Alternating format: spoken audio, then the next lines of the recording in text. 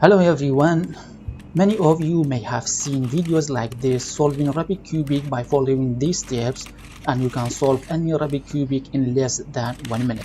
I'll follow these steps and let's see what will happen to my Rubik cubic.